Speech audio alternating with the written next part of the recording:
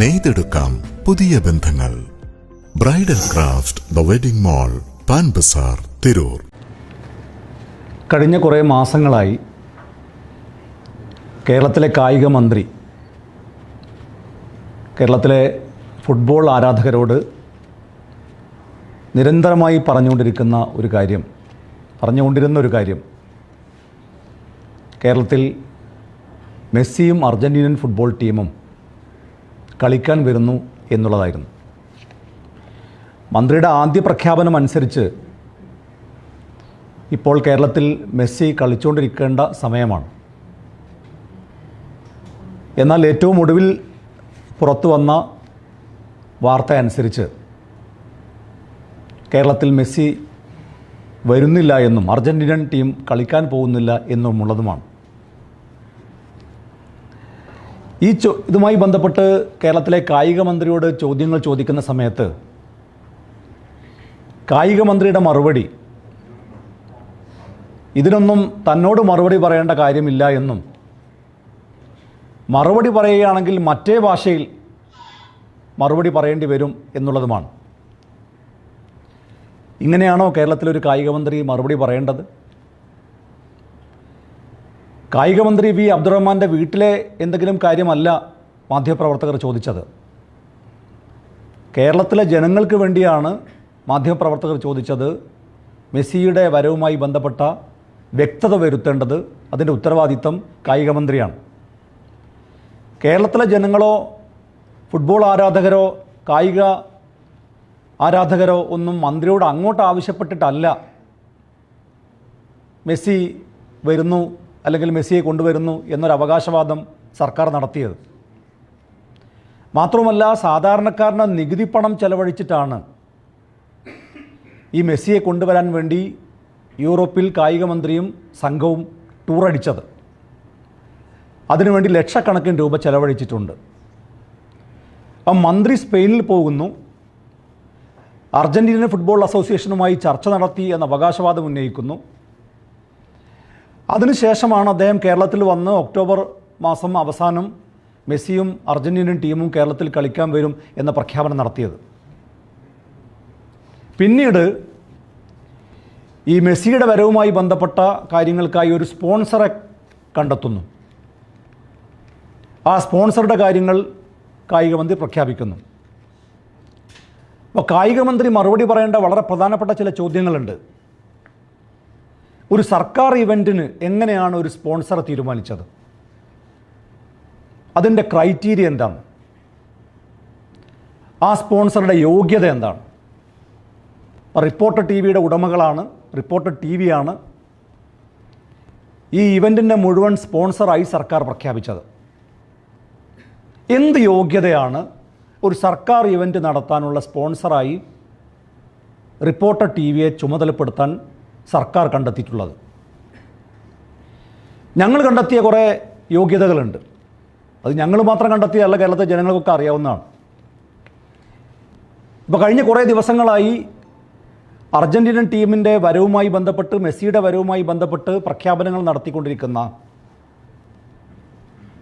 ഈ പറയുന്ന reporter T വിയുടെ ഉടമകളുടെ യോഗ്യതകൾ എന്തൊക്കെയാണ്? ഒരു മാംഗോ ഫോൺ, 3 ദിവസം വരെ ചാർജ് നിൽക്കുന്ന ഒരു ഫോണ് കേരളത്തിൽ വിപണിയിൽ ഇറക്കുന്നു എന്ന് പറഞ്ഞ് വലിയ പ്രഖ്യാപനം നടത്തി സച്ചിൻ ടെണ്ടുൽക്കറേയും അതുപോലെ തന്നെ അമിതാഭ് ബച്ചനെയും ഒക്കെ ബ്രാൻഡ് അംബാസിഡർമാരാക്കി എന്ന അവകാശവാദം ഉന്നയിച്ച് ഒരു പ്രഖ്യാപനം നടത്തി. മാംഗോ ഫോൺ വന്നോ? കേരളത്തിൽ മാംഗോ ഫോൺ ഉണ്ടോ? എറണാകുളത്തെ ബാങ്ക് ഓഫ് ബറോഡയിൽ നിന്ന് 2,68,00,000 രൂപ തട്ടിയ കേസിൽ, വ്യാജരേഖ ചമച്ച് തട്ടിയ കേസിൽ ഈ പറയുന്ന റിപ്പോർട്ടർ ടി വിയുടെ ഉടമകൾ പ്രതികളാണ്. സ്റ്റേറ്റ് ബാങ്ക് ഓഫ് ട്രാവൻകൂറിൽ 13 കോടി രൂപ വ്യാജരേഖ ചമച്ച് തട്ടിയ കേസിൽ അന്വേഷണം നേരിടുന്ന വ്യക്തിയാണ്. ഹോളിഡേ ഇൻ എന്ന് പറയുന്ന ഹോട്ടൽ, കൊച്ചിയിലെ ഹോട്ടൽ, ഈ പറയുന്ന ആളുകളുടെ ഭാര്യമാരുടെ പേരിലാണ് കേസുള്ളത്. 100-ലധികം കോടി രൂപയുടെ തട്ടിപ്പുമായി ബന്ധപ്പെട്ട കേസിൽ പ്രതികളാണ്. കളമശ്ശേരി പോലീസ് സ്റ്റേഷനിൽ ഒരു അനിൽകുമാർ കൊടുത്ത ഒരു പരാതി, ഒരു ലോറി കൊടുക്കാമെന്ന് പറഞ്ഞിട്ട് 21 ലക്ഷം രൂപ തട്ടിയ കേസിലെ പ്രതികളാണ്. മുട്ടിൽ മരം മുറി കേസ് എല്ലാവർക്കും അറിയാവുന്ന കാര്യമാണ്. അതിൻ്റെ FIR കോപ്പികളൊക്കെ എൻ്റെ കൈവശമുണ്ട്. എന്താ കുറ്റപത്രത്തിൽ പറയുന്നത്? പാവങ്ങളായ കർഷകരെയും ആദിവാസികളെയും ഒക്കെ പറഞ്ഞു പറ്റിച്ച് നിസ്സാര തുക കൊടുത്ത് ഞങ്ങളുടെ കയ്യിൽ മരം മുറിക്കാനുള്ള രേഖകളുണ്ട് എന്ന് കള്ളം പറഞ്ഞ് വിശ്വസിപ്പിച്ച് സർക്കാരിൻ്റെയും അതുപോലെ തന്നെ ഈ ആദിവാസികളുടെയും ചെറുകിട ഭൂവുടമകളുടെയും ഒക്കെ സ്ഥലത്തെ മരം മുറിച്ചു കൊണ്ടുപോയി എന്ന കേസിലെ പ്രതികളാണ്. അതുപോലെ മീനങ്ങാടി പോലീസ് സ്റ്റേഷനിൽ 11 കേസാണ് ഇവർക്കെതിരെ ഉള്ളത്. മീനങ്ങാടി പോലീസ് കൊടുത്ത റിപ്പോർട്ട്, കോടതിയിൽ കൊടുത്ത റിപ്പോർട്ട് പ്രകാരം ഈ പറയുന്ന റിപ്പോർട്ടർ ടിവിയുടെ ഉടമകൾ റൗഡി പട്ടികയിൽ ഉൾപ്പെട്ട ആൾക്കാരാണ്. ഇനി ഇവരുടെ അവകാശവാദം എന്തൊക്കെയായിരുന്നു? വയനാട് മുണ്ടക്കൈ ചൂരൽമല, ആ മുണ്ടക്കൈ ചൂരൽമല ദുരന്തമുണ്ടായ സമയത്ത് ഇവർ കൊടുത്ത അവകാശവാദം അവരുടെ ചാനൽ തന്നെ പ്രസിദ്ധീകരിച്ചാണ്. വയനാടിന് കൈത്താങ്ങാവാൻ റിപ്പോർട്ടർ ടി വി ടൗൺഷിപ്പ് 150 ഏക്കർ, ഒരാൾക്ക് 15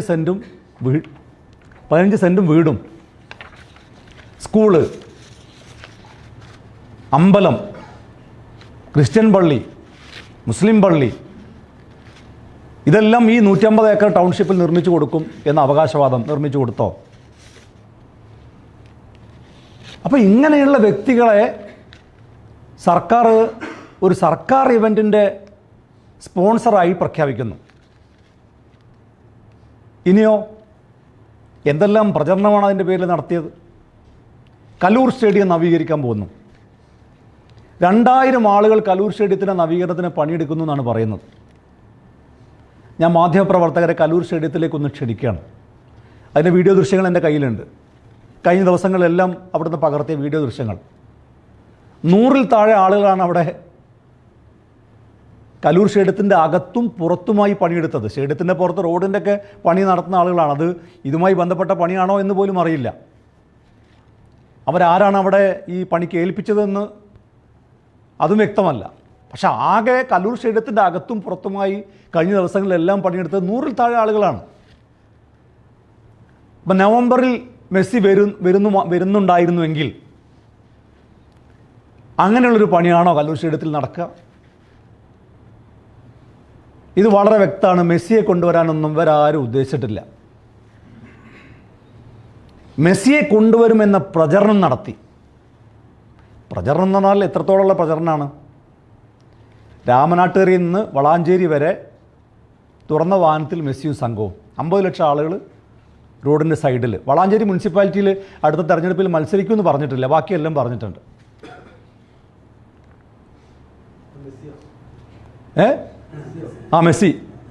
മെസ്സി അടുത്ത വളാഞ്ചേരി മുനിസിപ്പാലിറ്റിയിൽ മത്സരിക്കുമെന്ന് പറഞ്ഞിട്ടില്ല, ബാക്കിയെല്ലാം പറഞ്ഞു. രാമനാട്ടുകരയിൽ നിന്ന് തുറന്ന വാഹനത്തിൽ ആളുകളൊക്കെ അഭിവാദ്യം ചെയ്ത് അത് റോഡിൻ്റെ ഇടതേ ഭാഗത്ത് വലതേ ഭാഗത്ത് അതിൻ്റെ ആനിമേഷൻ വീഡിയോ. വരാത്തൊരാൾ ഇങ്ങനെ വരുന്നു എന്നൊരു പ്രചരണം നടത്തിയത് എന്തിനാണ്? അർജൻറ്റീനയിൽ പോയി 4 ഫോട്ടോ എടുക്കുക, എന്നിട്ട് അവിടെ നിന്നുള്ള ഏതൊരു കൊമേഴ്ഷ്യൽ വിഭാഗത്തിൻ്റെ ഏതോ ഒരാളെ എന്തോ പറഞ്ഞ് പറ്റിച്ച് ഈ പറഞ്ഞൊക്കെ പറ്റിക്കുന്ന ആൾക്ക് ഇതൊക്കെ വളരെ എളുപ്പമാണല്ലോ. കൊച്ചിയിൽ സ്റ്റേഡിയത്തിൽ കൊണ്ടുവന്നൊരു ഫോട്ടോ എടുത്ത് അയാളും പോയി. മെസ്സി വരാനുള്ള ഒരു ശ്രമവും സംസ്ഥാന സർക്കാരോ സ്പോൺസറോ ഒന്നും നടത്തിയിട്ടില്ല. പിന്നെ എന്തിന്? ഇതിൻ്റെ മറവിൽ, മെസ്സിയെ കൊണ്ടുവരുന്നു എന്ന മറവിൽ ഒരു വലിയ ഉഡായിപ്പ് ഇവർ നടത്തിയിട്ടുണ്ട്. ആ ഉഡായിപ്പ് എന്താണെന്നുള്ളത് വരും ദിവസങ്ങളാണ് വ്യക്തമാകേണ്ടത്. ഇപ്പോൾ 139 കോടി രൂപ അങ്ങോട്ട് അയച്ചു എന്ന് പറയുന്നു. 139 കോടി രൂപ അങ്ങോട്ട് അയച്ചിട്ടുണ്ടോ? എങ്കിൽ ആ പണം ഏത് പണമാണ്? സർക്കാർ നടത്തിയ അഴിമതിയുടെ പണമാണോ? അല്ലെങ്കിൽ ഈ പറയുന്ന മറ്റേതെങ്കിലും കള്ളപ്പണമാണോ? ഈ കള്ളപ്പണം അങ്ങോട്ടേക്ക് കയറ്റിയേക്കാനുള്ള ഒരു തന്ത്രം എന്ന നിലക്കാണോ ഇത്തരമൊരു നാടകം, ഇത് ഫുൾ പ്ലാൻഡാണ്, സ്ക്രിപ്റ്റഡാണ് ഈ നാടകം ജനങ്ങളുടെ മുമ്പിൽ അവതരിപ്പിച്ചത്. കലൂർ സ്റ്റേഡിയത്തിന് 70 കോടിയല്ല, അതിൻ്റെ ഇരട്ടിയിലേറെ തുക ചിലവാക്കേണ്ടി വരും, ചിലവാക്കും എന്നാണ് പറഞ്ഞത്. 100-ൽ താഴെ ആളുകൾ എത്ര മാസം പണിയെടുക്കണം ഈ പറയുന്ന 70 കോടി ചിലവാക്കണമെങ്കിൽ? അതൊക്കെ പച്ചക്കള്ളമായിരുന്നു. ആർക്കും പരിശോധിച്ചാൽ ബോധ്യമാകുന്ന സത്യമാണ്. ഇങ്ങനെ കലൂർ നവീകരണത്തിൻ്റെ പേര് പറഞ്ഞ് ഇനി ഈ നവീകരണത്തിൻ്റെ ചുമതല എങ്ങനെയാണ് ഒരു സ്വകാര്യ വ്യക്തി ഏൽപ്പിക്കുന്നത്? എന്താണ് അതിൻ്റെ മാനദണ്ഡം? ഇപ്പം ഞാൻ നാളെ പോയിട്ട് എനിക്ക് സെക്രട്ടേറിയറ്റ് നവീകരിക്കണം എന്ന് പറഞ്ഞാൽ അതിന് ഉത്തരവാദിത്തം എന്നെ ഏൽപ്പിക്കുമോ? അങ്ങനെ സർക്കാരിൻ്റെ മുതലുകൾ ആർക്കെങ്കിലും അങ്ങനെ നവീകരിക്കാൻ കഴിയുമോ? അതിനൊന്നും ഒരു പ്രൊസീജിയേഴ്സ് ഇല്ലേ? നടപടിക്രമങ്ങളില്ലേ? എന്തായിരുന്നു നടപടിക്രമം? ഈ പറയുന്ന ഇത്രയും അധികം കേസുകളിൽപ്പെട്ട മാത്രമല്ല ഇതിപ്പോൾ നമ്മൾ മാധ്യമ പിന്നെ വാർത്തകളും മറ്റതൊക്കെ പരിശോധിക്കുമ്പോൾ നമുക്ക് മനസ്സിലാക്കാൻ കഴിഞ്ഞ കാര്യങ്ങളാണ്. സർക്കാരിന് ഇതിനേക്കാൾ കൂടുതൽ ഇൻ്റലിജൻസ് റിപ്പോർട്ട് ഉണ്ടാവില്ലേ? അപ്പോൾ ഇത്തരം ഷേഡി ക്യാരക്ടറായിട്ടുള്ള, ഡൂബിയസ് ക്യാരക്ടറായിട്ടുള്ള ഒരു വ്യക്തിയെ ഒരു സർക്കാരിൻ്റെ ഒരു ഇവൻ്റ് ഏൽപ്പിക്കുമ്പോൾ സർക്കാരിന് ഇക്കാര്യങ്ങളൊന്നും അറിയില്ലേ? എന്നിട്ട് ഉയർന്ന പോലീസ് ഉദ്യോഗസ്ഥന്മാരുമായിട്ട് മീറ്റിങ്ങിനുള്ള അവസരം ഉണ്ടാക്കി കൊടുക്കുന്നു. സർക്കാർ തന്നെ അന്വേഷിച്ചുകൊണ്ടിരിക്കുന്ന നിരവധി കേസുകളിൽ പ്രതിയായിട്ടുള്ള ഒരാളെ കേരളത്തിലെ ഉയർന്ന പോലീസ് ഉദ്യോഗസ്ഥന്മാരുമായിട്ട് ചേർന്ന് മീറ്റിംഗ് നടത്താനുള്ള അനുമതി എങ്ങനെയാണ് സംസ്ഥാന സർക്കാർ കൊടുക്കുന്നത്? ഇതിൻ്റെ റിസൾട്ടുകളും കണ്ടു തുടങ്ങി. ഇപ്പം മുട്ടിൽ മരമുറി കേസിൽ പാവങ്ങളായിട്ടുള്ള ആദിവാസികളുടെ പേരിൽ നോട്ടീസ് വരാൻ തുടങ്ങി. ഒരു ആദിവാസിക്ക് ഫൈൻ വന്നത് 80 ലക്ഷം റുപ്യയാണ്. 80 ലക്ഷം രൂപ എങ്ങനെ ആദിവാസി അടയ്ക്കുക? റവന്യൂ ഉദ്യോഗസ്ഥന്മാർ ഇതിനൊക്കെ നോട്ടീസ് കൊടുത്തു. ഇവിടെ നവംബർ 1-ാം തീയതി പിന്നെ ദാരിദ്ര്യമുക്ത കേരളമായിട്ട് പ്രഖ്യാപിക്കാൻ പോവാണല്ലോ. ഈ പറയുന്ന വയനാട്ടിലെ ആദിവാസി ഊരുകളിലൊക്കെ പോയാൽ ഇവിടെ ദരിദ്രരുണ്ടോ ഇല്ലേ എന്നുള്ളത് കാണാൻ പറ്റും. ഈ പാവങ്ങളൊക്കെ കബളിപ്പിച്ച് വഞ്ചിപ്പിച്ച് ഈ മരം മുറിച്ചുകൊണ്ടുപോയി അവർക്കിപ്പോൾ നോട്ടീസും കൊടുത്ത് അവരെ പട്ടിണിയിലേക്ക് തള്ളിവിടുകയാണ്. മന്ത്രിമാരുടെയും മുഖ്യമന്ത്രിയുടെയൊക്കെ വീട്ടിൽ കുടുംബമൊക്കെ ഇപ്പോൾ ദരിദ്രമുക്തരായിട്ടുണ്ട്. ഇവിടെ സാധാരണക്കാരൻ്റെ വീടുകളിൽ പട്ടിണിയാണ്. അപ്പോഴാണ് ഇവർ ഈ നവംബർ 1-ന് ഈ പ്രഖ്യാപനം നടത്താൻ പോകുന്നത്. അപ്പോൾ കായിക മന്ത്രി കൃത്യമായി മറുപടി പറയണം. കായിക മന്ത്രി മാധ്യമപ്രവർത്തകരെ തെറി പറഞ്ഞിട്ട് രക്ഷപ്പെടാമെന്ന് വിചാരിക്കണ്ട. കാരണം സർക്കാരിൻ്റെ മറുപടി ഞങ്ങളുടെ കയ്യിലുണ്ട്. ഇതിനകത്ത് കൃത്യമായി പറയുന്നുണ്ട്. എന്താ പറഞ്ഞിരിക്കുന്നത് അറിയോ? കായിക മന്ത്രി സ്പെയിൻ സന്ദർശിച്ചിട്ടുണ്ട്. കായിക വകുപ്പ് സെക്രട്ടറി, കായിക യുവജനകാര്യ ഡയറക്ടർ ഇവരൊക്കെ മന്ത്രിയെ അനുഗമിച്ചിട്ടുണ്ട്. അവർ പോയത് അർജൻറ്റീന ഫുട്ബോൾ അസോസിയേഷൻ ഭാരവാഹികളുമായി ചർച്ച നടത്താനും അതുപോലെ അർജൻറ്റീന ടീമിനെ, ഫുട്ബോൾ ടീമിനെ കേരളത്തിലേക്ക് ക്ഷണിക്കുക എന്ന ആവശ്യത്തിന് വേണ്ടിയിട്ടാണ് കായിക മന്ത്രി സംഘവും പോയത് എന്ന് പറയുന്ന വിവരാവകാശ പ്രകാരം കിട്ടിയ മറുപടി കൈവശമുണ്ട്. അപ്പോൾ കായിക മന്ത്രി മാത്രമല്ല അതിന് 13 ലക്ഷം രൂപ ചെലവഴിച്ചു എന്നത് മറുപടിയും കൈവശമുണ്ട്. അത് നേരത്തെ മാധ്യമങ്ങൾ റിപ്പോർട്ട് ചെയ്തതാണ്. അപ്പോൾ അതുകൊണ്ട് കായിക മന്ത്രിയോട് ചോദിക്കുമ്പോൾ ഇതെന്തോ വീട്ടിലെ കാര്യം ചോദിച്ച പോലെ അല്ല കായിക മന്ത്രി മറുപടി പറയേണ്ടത്.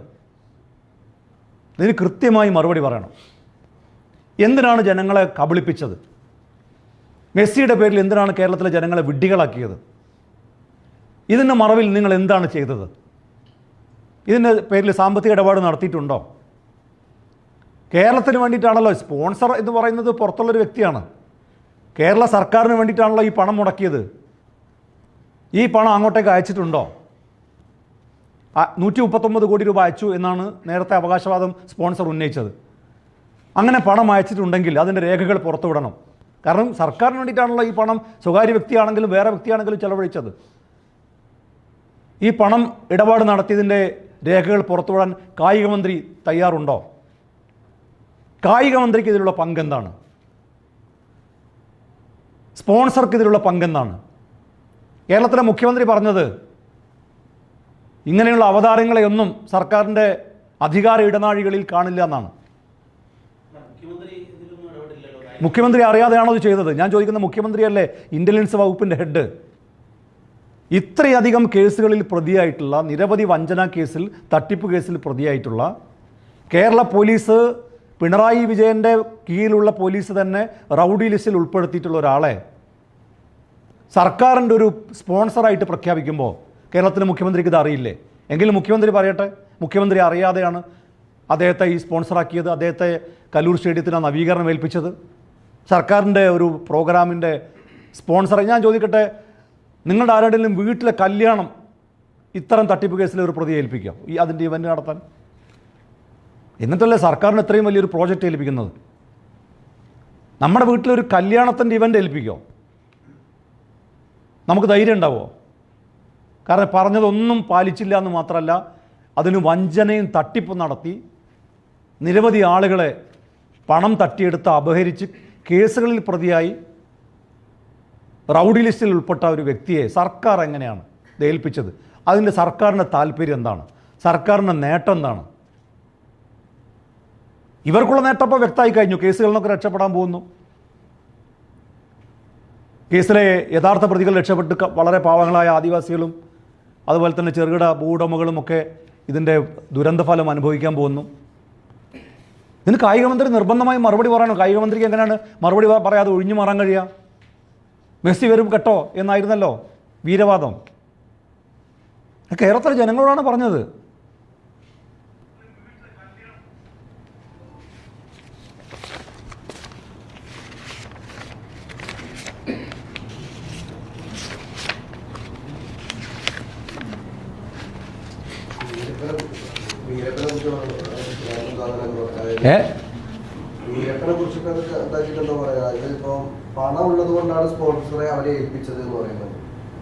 പണമുള്ള ആരെ ഏൽപ്പിക്കുമോ?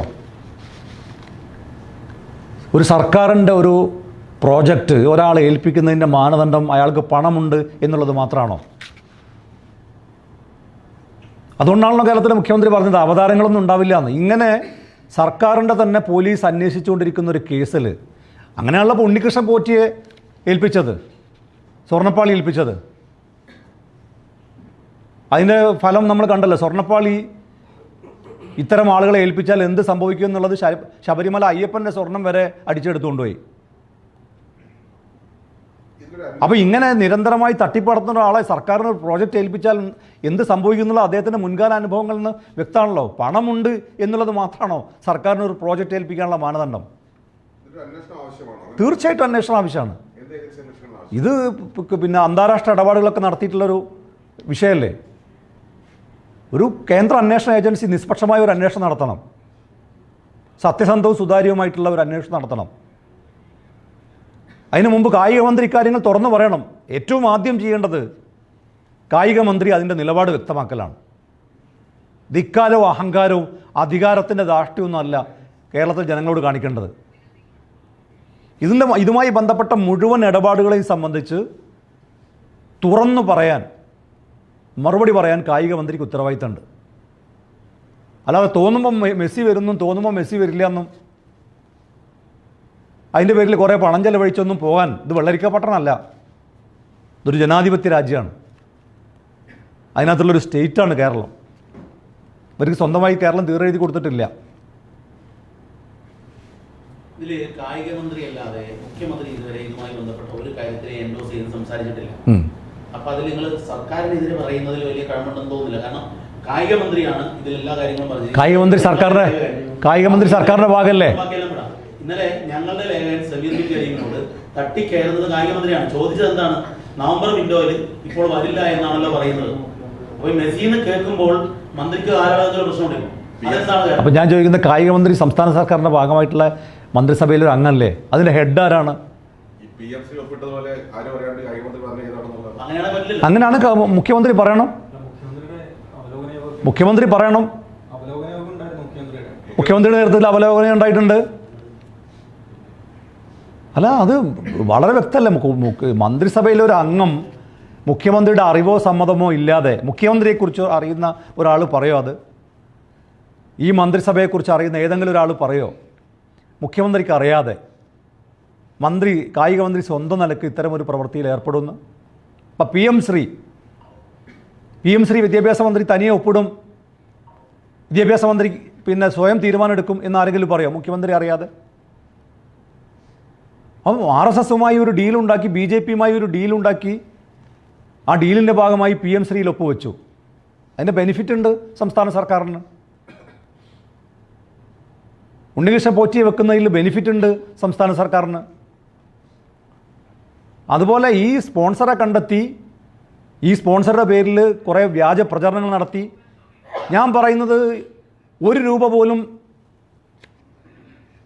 അർജന്റീന ഫുട്ബോൾ അസോസിയേഷന് കൊടുത്തിട്ടുണ്ടാവില്ല.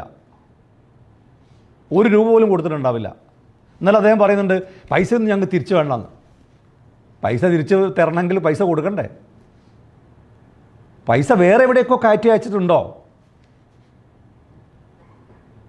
ഇതിൻ്റെ മറവിൽ വേറെ ഏതെങ്കിലും രാജ്യത്തേക്കോ, ഇനി അർജന്റീനയിലേക്കോ യൂറോപ്പിലേക്കോ പണം അയച്ചിട്ടുണ്ടോ? അതിൻ്റെ വിശദാംശങ്ങൾ മന്ത്രിയാണ് പറയേണ്ടത്. കാരണം സംസ്ഥാന സർക്കാരിന് വേണ്ടിയിട്ടാണ് ഈ പണം ചെലവഴിച്ചത്. അല്ലാതെ വേറെ സ്വകാര്യ വ്യക്തി സ്വന്തം നിലക്ക് ഒരു പരിപാടി അനൗൺസ് ചെയ്തു, ആ പരിപാടിക്ക് പണം മുടക്കി, അതൊന്നും ഇവിടെ ആർക്കും അറിയേണ്ട കാര്യമില്ല.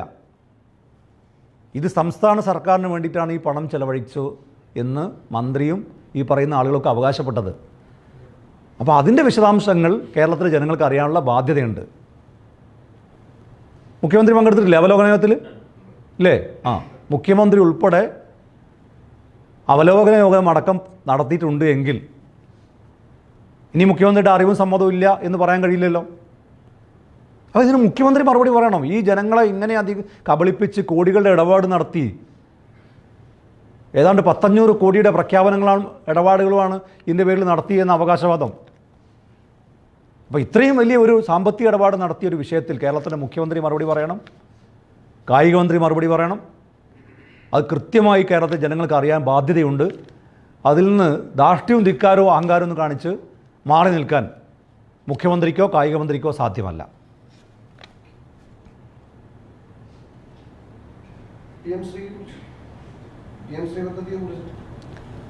അല്ല, PM-ശ്രീ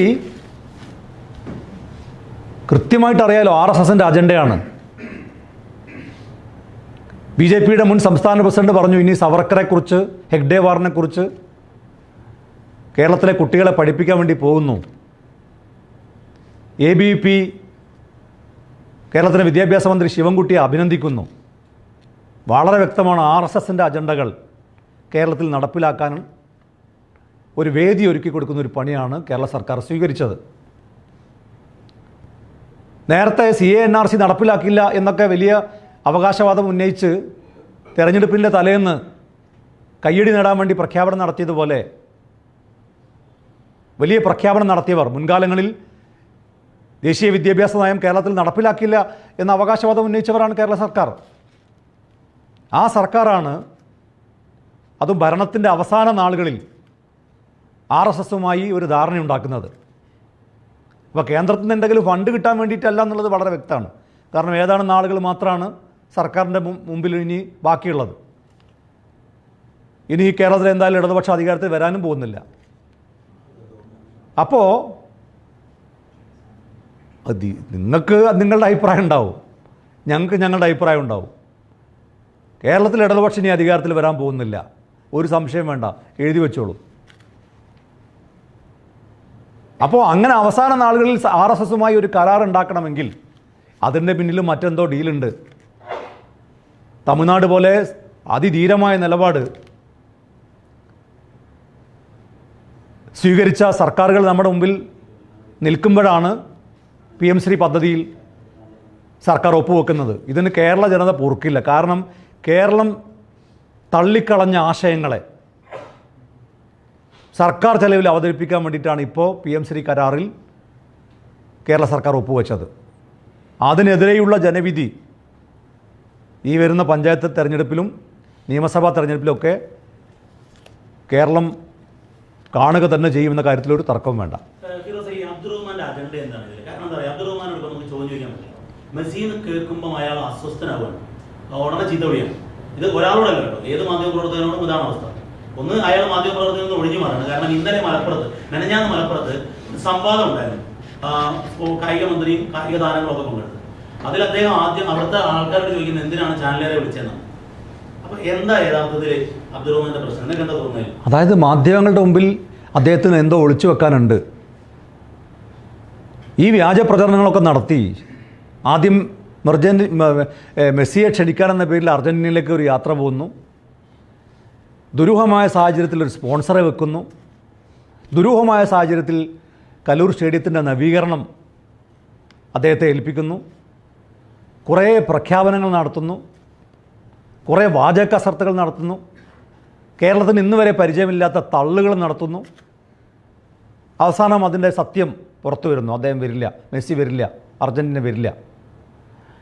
അപ്പോൾ ഈ പ്രചരണം, ഈ വ്യാജ പ്രചരണങ്ങളുടെ പിന്നിൽ ഒരു താല്പര്യമുണ്ട്. ആ താല്പര്യം നിഗൂഢമാണ്.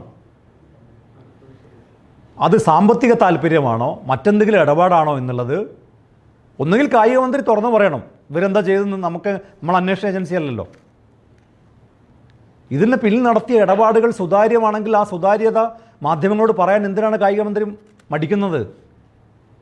മെസ്സി എന്ന് കേൾക്കുമ്പോൾ എന്തിനാണ് കായിക മന്ത്രി ഹാലിലിളകുന്നത്? കേരളത്തിലെ മുഖ്യമന്ത്രി എന്തുകൊണ്ടാണ് ഇത് സംബന്ധിച്ച് മൗനം പാലിക്കുന്നത്? അപ്പോൾ ഇവർക്ക് എന്തോ ഒളിച്ചു വെക്കാനുണ്ട്. അടുത്ത നിയമസഭാ തെരഞ്ഞെടുപ്പിൽ, കഴിഞ്ഞ നിയമസഭാ തെരഞ്ഞെടുപ്പിലെ പോലെ ഈ കോവിഡും അതിൻ്റെ പേരിലുള്ള കിറ്റും ഒന്നും കൊടുത്ത് ഇനി കേരളത്തിലെ ജനങ്ങളെ കബളിപ്പിക്കാൻ കഴിയില്ല. അപ്പോൾ അടുത്ത നിയമസഭാ തെരഞ്ഞെടുപ്പിന് വേണ്ടി ഒരുക്കി വെച്ച കോടിക്കണക്കിന് രൂപ അത് മറ്റേതെങ്കിലും വഴികളിൽ നിയമപരമായി പുറത്തേക്ക് കൊണ്ടുപോയി ഹവാല വഴി കൊണ്ടുവന്ന് തെരഞ്ഞെടുപ്പിൽ നിക്ഷേപിക്കാനാണോ? തെരഞ്ഞെടുപ്പിന് ചെലവഴിക്കാനാണോ? എന്താണ് ഇത് സംബന്ധിച്ചുള്ള ദുരൂഹത എന്നുള്ളതിനെ സംബന്ധിച്ച് ഒന്നുകിൽ കായിക മന്ത്രി തുറന്നു പറയണം, അതല്ലെങ്കിൽ നിഷ്പക്ഷമായ ഒരു അന്വേഷണം നടത്തി ഇത് ജനങ്ങളെ അറിയിക്കണം. മെസ്സി വരാനുള്ള ഒരു നടപടി സ്വീകരിച്ചിട്ടില്ല, ഉറപ്പാണ്. എന്ത് വിൻഡോ? ഏത് വിൻഡോ? എന്താ ഈ വിൻഡോ? ഏത് വിൻഡോയെക്കുറിച്ചാണ് ഇവർ ഈ പറയണത്? അല്ല, അന്വേഷണം നടത്തിയപ്പോൾ നമുക്ക് ബോധ്യമായിട്ടുള്ള കാര്യമാണ്. ഇത് മെസ്സിയെ കൊണ്ടുവരാനുള്ള ഒരു ശ്രമവും നടത്തിയിട്ടില്ല. അർജന്റീന ഫുട്ബോൾ അസോസിയേഷൻ ഒരു രൂപ പോലും കൊടുത്തിട്ടില്ല. അവരെ ട്വിറ്ററിലോ മറ്റോ ഒരു ട്വീറ്റ് ചെയ്യാൻ വേണ്ടി എന്തോ ഇത്രയും വ്യാജരേഖയും ഒക്കെ ചമയ്ക്കുന്ന ഒരാൾക്ക്, കോടിക്കണക്കിന് രൂപ തട്ടിയെടുക്കുന്ന, സർക്കാരിൻ്റെ മരമൊക്കെ മുറിച്ചുകൊണ്ടുവന്ന ഒരാൾക്ക്, ഈ ട്വിറ്റർ ഹാൻഡിൽ ചെയ്യുന്ന ഒരാൾക്ക് എത്തുന്ന ഒരു മെസ്സി അദ്ദേഹത്തിൻ്റെ സോഷ്യൽ മീഡിയ അക്കൗണ്ടിൽ കേരളത്തിൽ വരുന്ന കാര്യം പറഞ്ഞിട്ടില്ല. അങ്ങനെയാണെങ്കിൽ മെസ്സി പറയില്ലേ? മെസ്സി സോഷ്യൽ മീഡിയ അക്കൗണ്ടിൽ ഇന്ത്യയിൽ വരുന്ന കാര്യം പറഞ്ഞിട്ടുണ്ട്, ഇന്ത്യയിലെ മറ്റ് സംസ്ഥാനങ്ങളിൽ സന്ദർശിക്കുന്ന കാര്യം പറഞ്ഞിട്ടുണ്ട്. കേരളത്തിൽ വരുന്ന കാര്യമേ മെസ്സി മിണ്ടിയിട്ടില്ല. വരാൻ എന്തെങ്കിലും ചെയ്യണ്ടേ? എന്തെങ്കിലും ആരെങ്കിലും ചെയ്യണ്ടേ വരണമെങ്കിൽ? ഇതൊക്കെ വ്യാജ പ്രചരണമാണ്, ജനങ്ങളെ കബളിപ്പിച്ചതാണ്. പക്ഷെ ജനങ്ങളെ ഇപ്പോഴും ജനങ്ങളെ എന്നിട്ട് വളരെ സിമ്പിളല്ല. ഇത് പ്രീ പ്ലാൻ. ഞാൻ പറയാം പ്രീ പ്ലാൻഡ് ആണെന്ന് പറഞ്ഞാൽ ഇപ്പോഴും നിങ്ങൾ ചിലരെങ്കിലും വിശ്വസിക്കുന്നുണ്ടല്ലോ ഈ മെസ്സി മാർച്ചിൽ വരുമെന്ന്. തുടക്കം മുതലേ ഞങ്ങളൊക്കെ സ്വകാര്യ സംഭാഷണത്തിൽ എല്ലാവരും പറഞ്ഞിട്ട് ഒരു കാരണവശാലും മെസ്സി വരാൻ പോകുന്നില്ല. അന്ന് പറഞ്ഞ പല ആളുകളെയും ക്രൂശിച്ചു. അങ്ങനെ ക്രൂശിക്കപ്പെടാൻ താല്പര്യമില്ലാത്ത ആളുകൾ അത് പുറത്തു പറഞ്ഞില്ല. ഇപ്പോൾ ഈ പ്രീ പ്ലാൻഡ് എന്ന് പറയാനുള്ള കാരണം ഇത് ഉറപ്പാണ്. അവസാനം പറയും ഇത് ഫിഫയുടെ തലയിൽ വെക്കുമെന്നെങ്കിൽ, അല്ലെങ്കിൽ AFAയുടെ തലയിൽ വെക്കും, അല്ലെങ്കിൽ മെസ്സിയുടെ മകൻ്റെ തലയിൽ വെക്കും. മകന് പനിയായിരുന്നു അങ്ങനെ എന്തെങ്കിലും പറഞ്ഞാൽ മതിയല്ലോ. എന്തെങ്കിലും ഒരു കാരണം പറഞ്ഞിട്ട് മെസ്സി വരുന്നില്ല എന്ന് പറഞ്ഞാൽ മെസ്സിക്ക് പോയി എന്ന് പറഞ്ഞാൽ പോരെ. അതിൻ്റെ പുറമെ മെസ്സിക്കാണ് നഷ്ടം. കേരളത്തിൽ വന്നില്ലെങ്കിൽ മെസ്സിക്കാണ് നഷ്ടം. കേരളത്തിൽ വരാതെ മെസ്സി വേറെ ഏതെങ്കിലും സ്റ്റേറ്റിൽ കളിച്ചാൽ മെസ്സി വിവരം അറിയും. ഇങ്ങനെയൊക്കെ പറയുന്നത് കേൾക്കാനുള്ള ഒരു വിധി കേരളത്തിലെ ജനങ്ങൾക്കുണ്ടായിപ്പോയല്ലോ. ഒരു സർക്കാരും ഒരു സർക്കാർ സംവിധാനമൊക്കെ കേരളത്തിലെ ജനങ്ങളെ ഇങ്ങനെ വിഡ്ഢികളാക്കുകയാണ്. മെസ്സി വന്നില്ലെങ്കിൽ മെസ്സിക്കാണ് നഷ്ടം എന്നൊക്കെ പറയുന്നത് കേട്ടിരിക്കാനുള്ളൊരു വിധി ഉണ്ടായില്ലേ നമുക്ക്? അപ്പോൾ ഇതൊക്കെ പറഞ്ഞ് അവസാനം ഈ പറഞ്ഞ ആരുടെയെങ്കിലുമൊക്കെ തലയിൽ വെച്ചിട്ട് ഒഴിഞ്ഞു മാറിയിട്ട് മാർച്ച് വരെ തൽക്കാലം പിടിച്ചേക്കാമല്ലോ. ഈ തട്ടിപ്പ് നടത്തുന്ന ആൾക്കാരൊക്കെ എന്താ ചെയ്യുക? ആ ഒരു എന്താ പറയുക, കറണ്ട് ടൈം അങ്ങ് മാനേജ് ചെയ്യും. കറണ്ട് സിറ്റുവേഷൻ, ആ കറണ്ട് സിറ്റുവേഷൻ മാനേജ് ചെയ്ത് കഴിഞ്ഞാൽ പിന്നെ മാർച്ച് വരെ പിടിച്ചേക്കുക. മാർച്ച് ഇലക്ഷനല്ലേ? ആ ഇലക്ഷൻ സമയത്ത് അതോടെ ആ സമയം കൂടി വേറെ എന്തെങ്കിലും കാരണം പറഞ്ഞ് കഴിഞ്ഞാൽ പിടിച്ചു നിന്നാൽ അതിൻ്റെയൊക്കെ പേരിൽ ഇവർക്ക് പല കാര്യങ്ങളും നടത്താമല്ലോ. ആ നടത്തിയ കാര്യങ്ങൾ എന്താണ്? ഇപ്പം സാമാന്യ ബുദ്ധിയുള്ള ആർക്കും അറിയില്ല എന്തിനാ അപ്പോൾ വെറുതെ ഇങ്ങനൊരു കളവ് പറയുന്നത്. അപ്പോൾ വെറുതെ പറയില്ല, ഈ ആളുകളൊന്നും വെറുതെ ഒന്നും പറയില്ല. അവർ തന്നെ പറഞ്ഞിട്ടുണ്ട്, ഞങ്ങൾ പണം ഇൻവെസ്റ്റ് ചെയ്യുന്നുണ്ടെങ്കിൽ ഞങ്ങൾക്ക് പണം തിരിച്ചു കിട്ടും, ഞങ്ങൾക്ക് പേര് കിട്ടും. അങ്ങനെ പേരും പണവും ഒന്നും കിട്ടാതെ ഞങ്ങളൊരു പരിപാടിക്ക് ഇറങ്ങില്ലെന്ന് അവർ തന്നെ പറഞ്ഞിട്ടുണ്ട്. ഇപ്പോൾ കലൂർ സ്റ്റേഡിയത്തിന് 100 കോടി രൂപ ഇൻവെസ്റ്റ് ചെയ്യുകയാണെങ്കിൽ അതെങ്ങനെ തിരിച്ചു കിട്ടുന്നത്? 139 കോടിയല്ല, അതിൽ ഇരട്ടിയോളം ചിലവഴിക്കേണ്ടി വരും എന്ന് പറഞ്ഞത് അർജൻറ്റീന ടീം വരാൻ. അപ്പോൾ അത് എവിടുന്നാണ് തിരിച്ചു കിട്ടുന്നത്? ഇതൊക്കെ നമ്മളെ ഒരു ലോജിക്ക് അനുസരിച്ച് ചിന്തിച്ചാൽ നമുക്ക് മനസ്സിലാകുന്ന കാര്യങ്ങളല്ലേ. ഈ പണമൊന്നും ഒരു മുതലാളി ചിലവഴിക്കാൻ പോകുന്നില്ല. ചിലവഴിക്കുന്നുണ്ടെങ്കിൽ മറ്റെന്തോ താല്പര്യമാണ്. അത് അന്വേഷിക്കട്ടെ. അല്ലാതെ ഈ മെസ്സി അനുഭവിക്കുന്നൊക്കെ പറഞ്ഞിട്ട് നമുക്ക് അങ്ങനെ രക്ഷപ്പെടാൻ കഴിയില്ല. അങ്ങനെ ആർക്കും മാറി നിൽക്കാൻ കഴിയില്ല. ഇത് കൃത്യമായ മറുപടി പറയണം. കായിക മന്ത്രിയാണ് ഇതിന് മറുപടി പറയേണ്ടത്. നമ്മളേതെങ്കിലും സ്വകാര്യ വ്യക്തി, അതാണ് നമ്മൾ ഏതെങ്കിലും സ്വകാര്യ വ്യക്തികളോടല്ല ഈ ചോദ്യങ്ങൾ ചോദിക്കുന്നത്. സ്വകാര്യ വ്യക്തികൾക്ക് എന്ത് കളവും പറയാം, എന്തു തള്ളലും നടത്താം. പക്ഷെ ഒരു സംസ്ഥാന സർക്കാരിനെ ചുവട് പിടിച്ച് ഒരു സർക്കാർ സംവിധാനം അംഗീകരിച്ച ഒരു വ്യക്തി എന്ന നിലയിൽ അദ്ദേഹം പറയുമ്പോൾ സംസ്ഥാന സർക്കാരിന് അതിനകത്ത് ഉത്തരവാദിത്തമുണ്ട്. അതിന് കൃത്യമായി കായിക മന്ത്രി മറുപടി പറയണം, കേരളത്തിലെ മുഖ്യമന്ത്രി മറുപടി പറയണം. മാധ്യമപ്രവർത്തകർക്ക് മുഖ്യമന്ത്രിയോട് ചോദിക്കാനുള്ള റൈറ്റ് ഉണ്ട്. മുഖ്യമന്ത്രി അതിന് മറുപടി പറഞ്ഞേ പറ്റൂ. കായിക മന്ത്രി അതിന് മറുപടി പറഞ്ഞേ പറ്റൂ. ഒരു സംശയം വേണ്ട, മറുപടി പറയിപ്പിക്കും കേരളത്തിലെ ജനങ്ങൾ. Thank you.